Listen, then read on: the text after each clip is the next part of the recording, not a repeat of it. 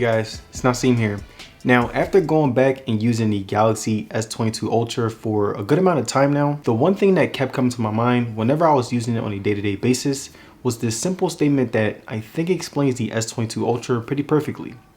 And that statement is, I think that the Galaxy S22 Ultra is a great phone, but it does have some things that it needs to work on. And the reason that I say the S22 Ultra is a great phone is because when you look at it compared to any other top tier flagship, it does a lot of things just as good, if not better than the competition. It has the best display out of any smartphone in the market. It has a top tier camera that can compete with the Pixel and the iPhone.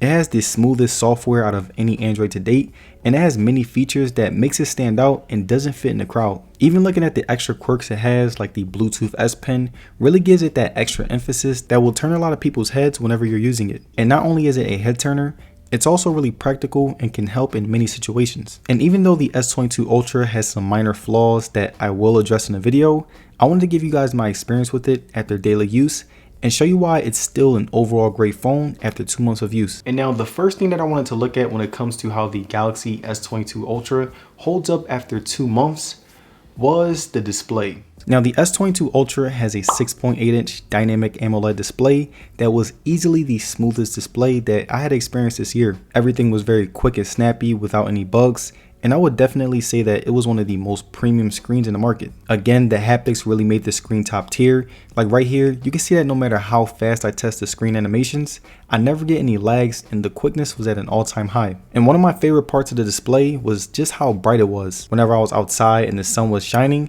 all I had to do was turn it up to max brightness and I would be able to see everything perfectly fine. The size was also really great. At times it could be a little bit too big for me because it wasn't as comfortable and it was also really boxy, but it really did add to the experience whenever I was watching a video or playing a game. And now the last thing that I really liked about the S22 Ultra's display was that as far as resolution and viewing experience, this was by far the best display in the market. The colors were very vibrant, the screen resolution was very sharp, the size was big, and the speakers were top tier, so it made watching content extremely enjoyable. And to show you guys how good the display is, I'm going to show you how it looks when watching a video and playing a game.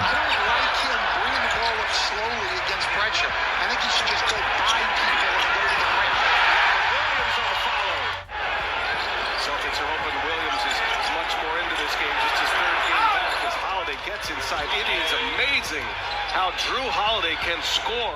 Boston with their fifth, made 3 to 5 out of 6. Allen gets inside.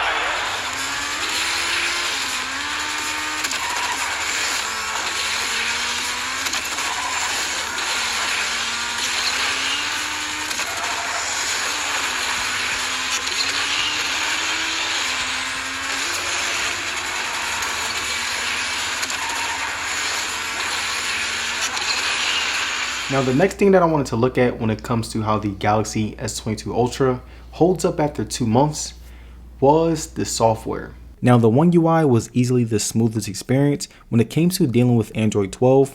Not only that, but you can also tell that Samsung really honed their craft over the years and is definitely the safest choice when it comes to software on any other Android phone. I also really liked how good the software was able to handle power heavy games. Like whenever I would play Asphalt 9 or Call of Duty, I would never get any lags and could play for a longer period of time. And overall, it still had that special One UI smoothness that was a joy using, and if you're considering getting this phone, then even using power heavy apps won't mess up the performance and it will still have no lags. And the last thing that I liked about the One UI was how smooth it was able to work when it came to multitasking, sharing media, and even how it was able to save and protect all my passwords thanks to today's sponsor, NordPass. Now believe it or not, a couple of months ago I got one of my accounts hacked due to me reusing the same password across all of my apps, and thanks to NordPass I was able to get my account back and keep it more secure than ever. And also, did you guys know that 64% of all online accounts are abandoned?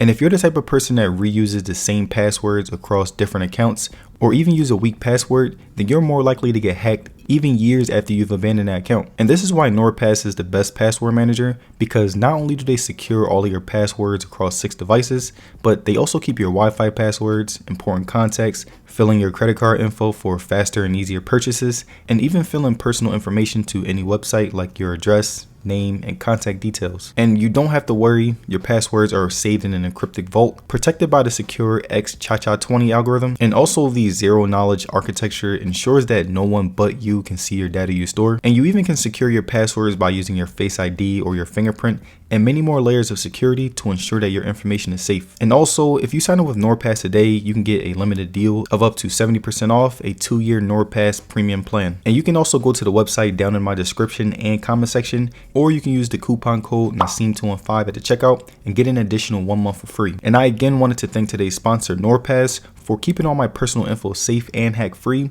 Now let's get back to the video. Now the next thing that I wanted to look at when it comes to how the Galaxy S22 Ultra holds up after 2 months was the battery. Now the battery on the S22 Ultra was very disappointing to say the least. When I heard that I was going to have 5,000 milliamp hours worth of battery, I thought that it was going to perform much better even after 2 months of use. I would usually get 4 to 5 hours of on-screen time and couldn't even last a full day. It would usually die on me midday, so I would have to carry around my portable, which was really disappointing. I really liked how smooth the phone ran when I was playing games, but I had to limit it when I was out since the battery couldn't hold up, again making it a very underwhelming experience. The charging was also pretty fast whenever I used my 45-watt fast charger.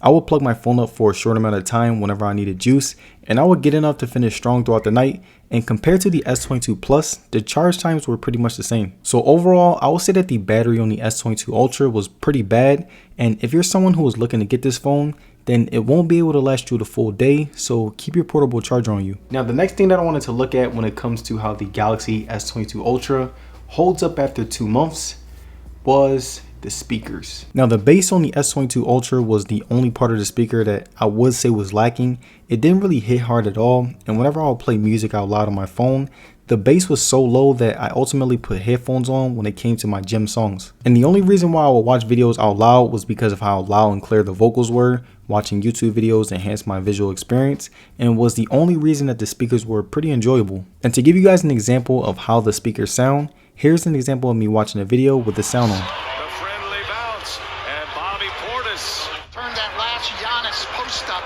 into a 15-foot fadeaway, which, even though he can make it, is one that the Celtics will live with. The Bucks are 1 for 11. Grant Williams for 3. Well, this Boston defense initially has been outstanding.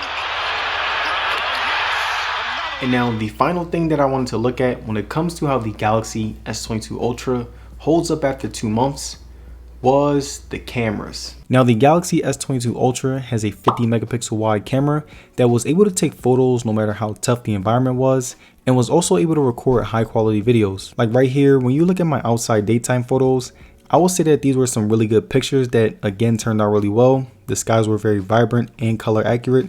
The trees and other aspects of nature were very sharp. My face looked pretty color accurate, especially when you compare it to the Note 20 where it will look light at times, and the overall contrast to the outside pictures were pretty good. Now when we look at the inside daytime photos, I would say that these were also really great. Like right here, you can see that there was no graininess no matter how dark it got, and my selfies were top notch when compared to other phones. The quality got much better, the sharpness was still good, and the colors were very accurate, which definitely redeemed the camera overall. And when it came to video quality, the S22 Ultra had one of the best to offer, and to give you guys an example, here's some videos that I took on it.